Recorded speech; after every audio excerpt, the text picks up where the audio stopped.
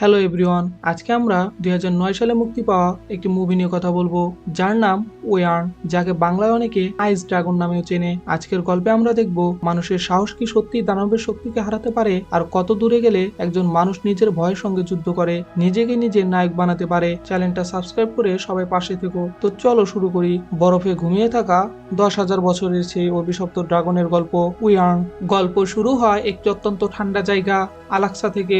বিশ্বজুড়ে তাপমাত্রা দ্রুত বেড়ে যাওয়ার কারণে আলাক্সার বরফও ধীরে ধীরে গলতে শুরু করেছে। বরফের স্তর পাতলা হতে হতে একদিন বরফের নিচে থেকে বেরিয়ে আসে এক অত্যন্ত পুরনো পানি উয়াং, এক বরফের ড্রাগন। বরফ গলে তৈরি হওয়া এক ছোট্ট পুকুরের কাছে এক জেলে মাছ পরিষ্কার করছিল।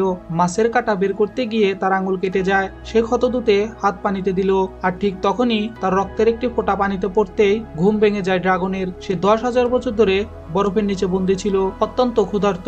ড্রাগন তৎক্ষণাৎ জেলেটির উপর হামলা করে। জেলে প্রাণপণে পালানোর চেষ্টা করলেও ড্রাগন তাকে ধরে ফেলে এবং সম্পূর্ণভাবে গ্রাস করে। এই দুর্ঘটনার কাছে আছে একটি ছোট শহর বিভার মিলস। আলাক্সায় দিনরাত একটু বেশি লম্বা হয়, তাই বাইরে থেকে আসা লোকেরা মানিয়ে নিতে কষ্ট পায়। ঠিক তেমনই একজন নবাগত হলো যে আগে ট্রাক চালাতো, কিন্তু তার ভাইয়ের এক দুর্ঘটনায় মৃত্যু হলে সে কাজ ছেড়ে কার্পেন্টার হয়ে যায়। জ্যাক একটি ছোট রেস্তোরাঁয় মেরামতের কাজ করছিল। ওইখানে কাজ করে ক্লেয়ার, যে অনেকক্ষণ ধরে জ্যাককে লক্ষ্য করছিল। জ্যাক দীর্ঘ সময় কাজ করছিল, তাই ক্লেয়ার ভাবলো তাকে এক কাপ কফি দেই। কিন্তু ঠিক তখনই শহরের বিখ্যাত ডাক্তার ডেভিড মাঝখানে এসে কফিটা নিয়ে নিল এবং ক্লেয়ারকে জিজ্ঞাসা করলো, আমার সঙ্গে কোথাও ঘুরতে যাবে? ক্লেয়ার দশমবারের মতো তাকে না বলল।